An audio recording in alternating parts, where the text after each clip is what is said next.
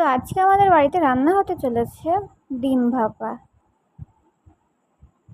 তো ডিম ভাপা করার আগে আমাদের কী করতে হবে, প্রথমে ডিমগুলোকে সেদ্ধ করে নিতে হবে ভালো করে। তো ডিমগুলো সেদ্ধ করার পরে আমাদেরকে হালকা করে চিড়ে নিতে হবে যেন মশলাগুলো ডিমের ভেতরে অ্যাড হয়ে যায়। তো ডিমগুলো সেদ্ধ করার পর আমাদেরকে কী করতে হবে, ডিমগুলোকে একটু একটু করে চিড়ে নিতে হবে যেন মশলাটা অ্যাড হয়ে যায় ভেতরে।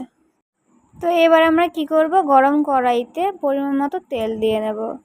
তেলটা দেওয়ার পরে আমাদের কি করতে হবে, তেলটাকে গরম করার জন্য রেখে দিতে হবে কিছুক্ষণ। তারপরে গরম কড়াইতে আমরা পরিমাণ মতো লবণ দিয়ে নেব।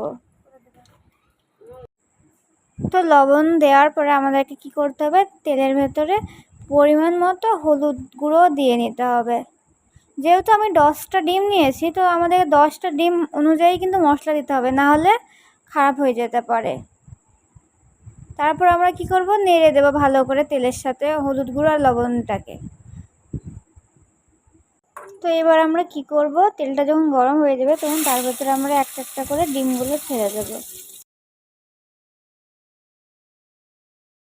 সব ডিমগুলো দেওয়ার পরে আমাদেরকে ভালো করে নেড়ে দিতে হবে, আস্তে আস্তে নাড়তে হবে যেন ডিমগুলো ফেটে না যায়। তোমরা সব ডিমগুলো নেড়ে দেবে।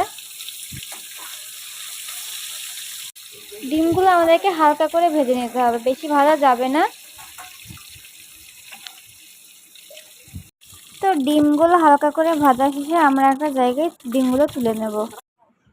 তো ডিম ভাপা করার জন্য আমাদেরকে যে মশলাটা লাগবে সেই মশলাটা আমরা তৈরি করে নেব। তো প্রথমে আমরা 2 চামচ কালো সর্ষে দিয়ে নেব। যেহেতু আমরা 10টা ডিমের করব ডিম ভাপা, তো আমাদেরকে 2 চামচই দিতে হবে, কারণ নাহলে তেতো হয়ে যাবে বেশি দিলে। তো তোমরা যতটা ডিম করবে ততটাই দেবে। তো কালো সর্ষে দেওয়ার পরে আমাদেরকে 2 চামচ সাদা সর্ষেও দিয়ে নিতে হবে। তো দেখতেই পাচ্ছ আমি 2 চামচ সাদা সর্ষেও দিয়ে নিয়েছি। সাথে আমাদেরকে কি করতে হবে, 2 চামচ পোস্ত দিয়ে নিতে হবে, পোস্ত গুঁড়ো যেটা বলে। তো সাথে আমরা কয়েকটা কাঁচা লঙ্কাও দিয়ে নিয়েছি, দেখতেই পাচ্ছ। এবার পেস্ট করে দেবো এটাকে। তো দেখতেই পাচ্ছ মশলাটাকে ভালো করে পেস্ট করে নেওয়া হয়েছে। এবার আমাদের কি করতে হবে, মশলাগুলো ডিমের মধ্যে দিয়ে নিতে হবে।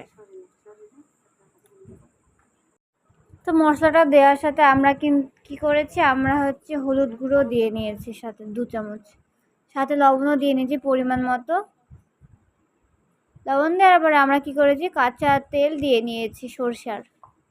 এবার আমরা চামচ দিয়ে ওটাকে হালকা করে নেড়ে দেব, ভালো করে ডিমের সাথে মশলাটাকে ভালো করে মেখে নেব।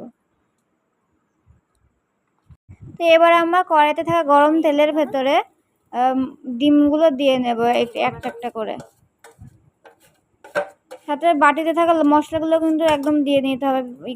তো ডিমগুলো কড়াইতে দেওয়ার পর আমাদের কি করতে হবে, সেটাকে ভালো করে রান্না করার জন্য রেখে দিতে হবে। তো আমরা একটু দইও নিয়ে নেব ডিম ভাপায় দেওয়ার জন্য। তো দইয়ের ভেতরে আমাদেরকে 2 চামচ মতো চিনি দিয়ে নিতে হবে। তারপরে সেটাকে কি করতে হবে আমাদেরকে, তো চিনি দেওয়ার পরে আমরা দইটাকে ভালো করে ঘুটে নেব। তো এবার আমরা ঘুটে রাখা দইটা ডিম ভাপার ভেতরে দিয়ে নেব। তারপর একটা চামচ দিয়ে হালকা করে নেড়ে দিতে হবে দইগুলোকে। আর হ্যাঁ, দইটা কিন্তু টক দই হবে, তোমরা মিষ্টি দই দেবে না, টক দই দেবে। তো ভালো করে দইটাকে তো ডিম ভাপার সাথে নেড়ে দিতে হবে। নেড়ে দেওয়ার পরে আমরা একটা ঢাকনা দিয়ে ডিম ভাপাটাকে ঢেকে দেব রান্না করার জন্য। তো কিছুক্ষণ ঢাকা দেওয়ার পরে আমরা ঢাকাটাকে তুলে নেব। দেখতেই পাচ্ছ যে ডিম ভাপাগুলো হয়ে গেছে প্রায়। তো আমরা আবার কি করব, ডিম ভাপাগুলোকে আস্তে করে নেড়ে দেব। তো দেখতেই পাচ্ছ ডিম ভাপাটা হয়ে গেছে। এবার আমরা কি করব, একটা জায়গায় ডিমগুলো তুলে নেব।